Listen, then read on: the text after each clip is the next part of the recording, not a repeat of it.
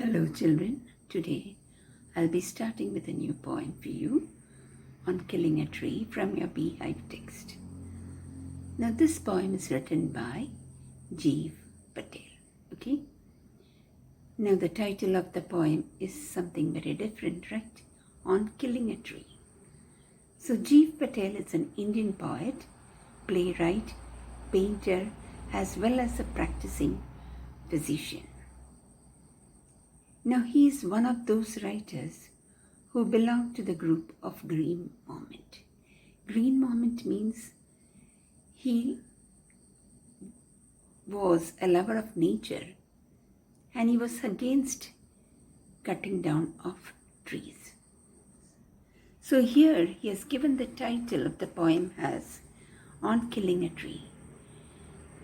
Now he has compared the tree to a human being.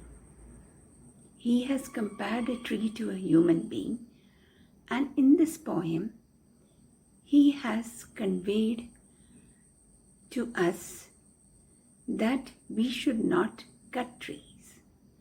But the way he has written it, it shows that, or it tells us how we should cut a tree.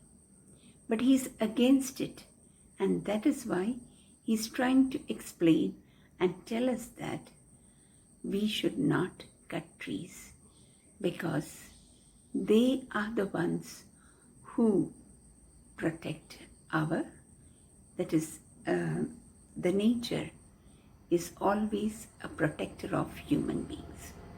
So the tree should not be cut. But the way he has written the poem, it shows that, or it tells us that, how we should cut a tree. But he has compared this to a human being. So killing a tree means you don't kill a tree, you cut a tree.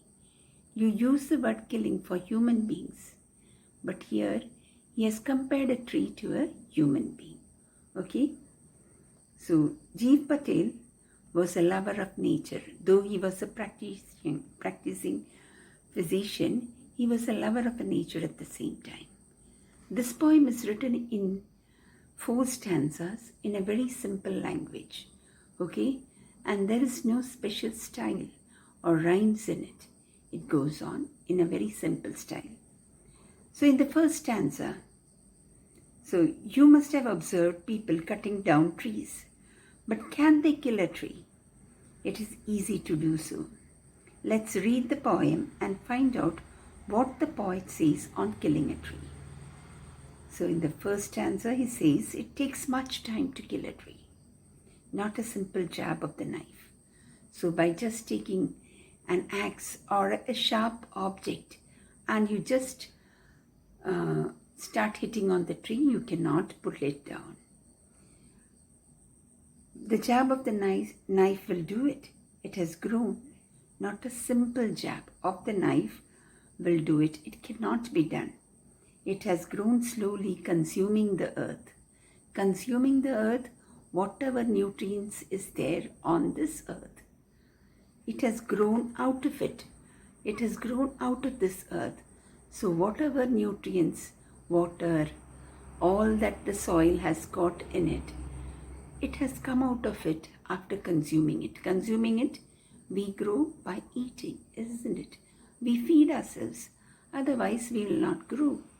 Same way, the tree has come out from the earth after consuming whatever the earth has in it, isn't it? Rising out of it, feeding upon its crust. So once when it comes out, whatever is there in the crust, on the top layer, that is the crust, absorbing years of sunlight, air, water, and out of its leprous hide, sprouting leaves. So it comes out from the earth and it comes out on the surface, and from there when it grows up, it bears all the sunlight, air, everything, rain, all it is bearing, right? And it's leprous hide. You see, when we draw a picture of the tree, we put a brown color, isn't it? We paint it with dark brown color on the stems, isn't it, on the bark of the tree. But actually when you go and see a tree, it is not that brown. It is leprous. Leprous means leprosy is a skin disease, and the color of the skin doesn't come out. Sometimes it comes out as white, sometimes it becomes light brown. So it is somewhat hiding, or it is a skin disease which usually human beings have. So that is compared to the bark. That color of the skin is compared to the bark of a tree. Sprouting leaves, and from there comes out the leaves. Okay, so he's saying that you cannot kill a tree by just knocking it on with a hammer or an axe or a sharp object. It won't fall because it has consumed, it has come out from the earth after consuming all the nutrients from the earth, and once it comes out, it has stood there bearing the heat of the sun, the air and the water, that is rain. And it has borne years of sunlight, air, all the stormy weather. It has borne, or it has bared water, and out of its leprous hide, that is this leprous skin color of the bark of the tree, comes out leaves, sprouting leaves. So hack and chop, but this alone won't do it. Hack and chop, that is just cutting it with heavy sharp objects, will not do. That is, the tree is just bearing with it. It will not fall. Not so much pain will do it. The bleeding bark will heal. So usually when when human beings, when we are hurt, what happens? Blood oozes out, isn't it? When our hand is cut with a knife, or somebody hits us with a knife, what happens? Or we fall, what happens? Blood comes out. Same way, when sharp object is used to cut a tree, something, a liquid, sticky liquid comes out of it. It oozes out of it. And that is compared to human blood. So he's saying that, so hack and chop, but this alone won't do it. Not so much pain will do it. The bleeding bark will heal. So the bark which is healing, which is bleeding, it will get healed automatically. And from close to the ground will rise curled green twigs. Again, if you don't pay big notice to it, what will happen? Again, it will start sprouting out. Miniature boughs, small sprouts will come out, which if unchecked will expand again to form a size. So if you don't check it, it will again grow up to be a big tree. No, the root is to be pulled out.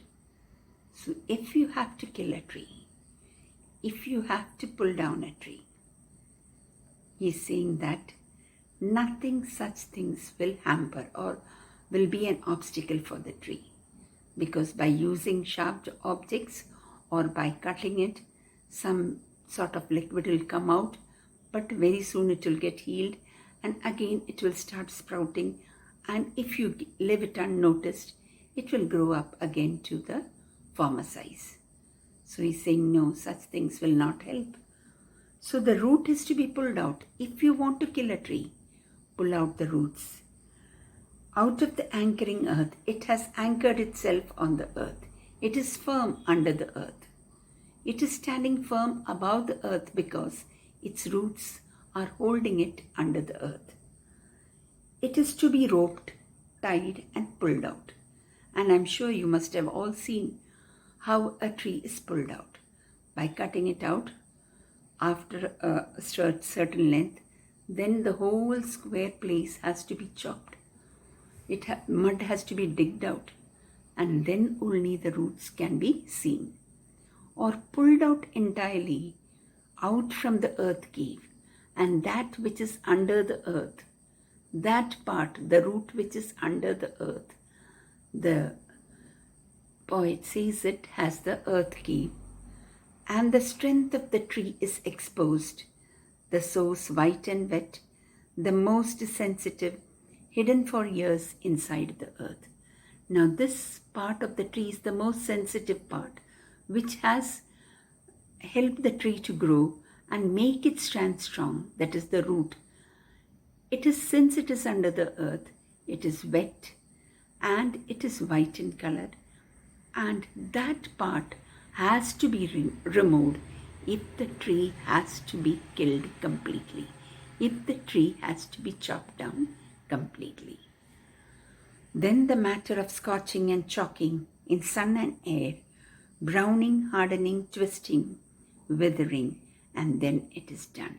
What happens later on, after the heat of, because of the heat of the sun, the air and water falling it gets dried up, and in this way the tree is completely uprooted.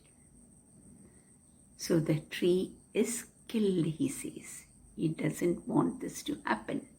He doesn't want human beings to kill a tree, and that is why he has compared the cutting down of a tree as killing a tree, because he was a lover of nature, and he tells it takes much time for a tree to grow, so by just chopping it, it will not make any difference.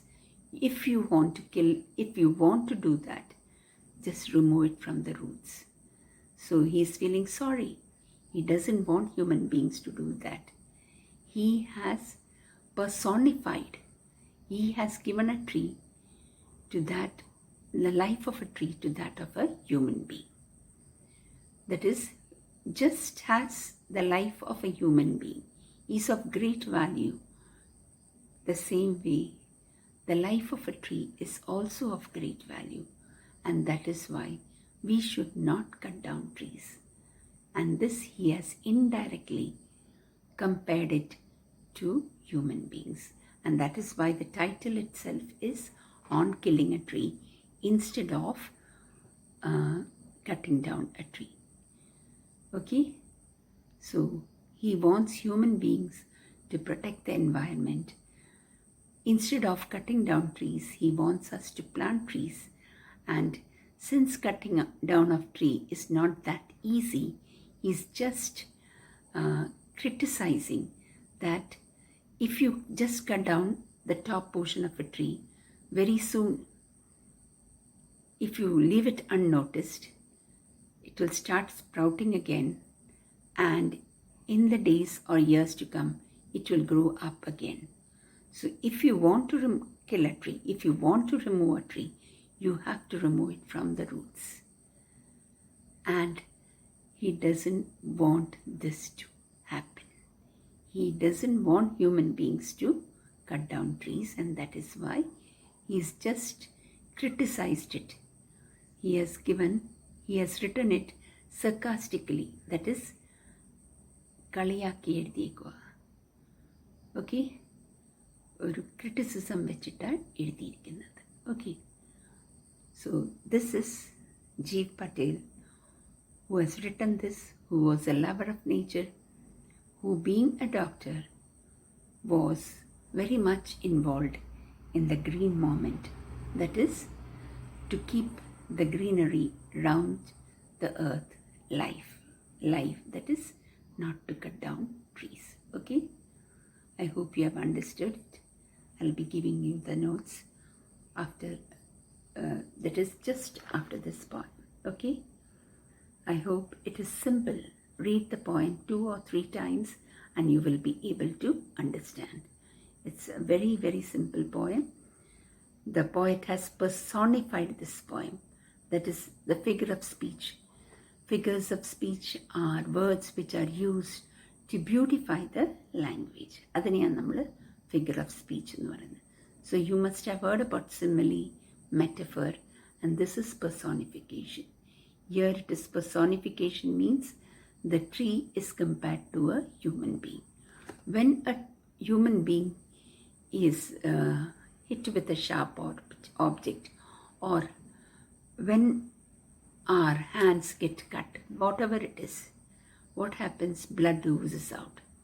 And then we apply medicines, or sometimes it heals on its own if the cut is not deep. Same way, when you cut a tree, first thing that oozes out is a liquid. And if you don't give notice to it, it heals on its own and again starts sprouting. And within a few days and months or years, it grows up again to its normal size. So he says that by cutting a tree, we are just destroying nature. We don't like to harm human beings. Why? It's painful. Same way, we should not cut tree because they are also like human beings. He has compared a tree to a human being. Okay? Thank you, my dear children. Hope you have understood it. If you have got any sort of doubts, you can call me. I'll clear it.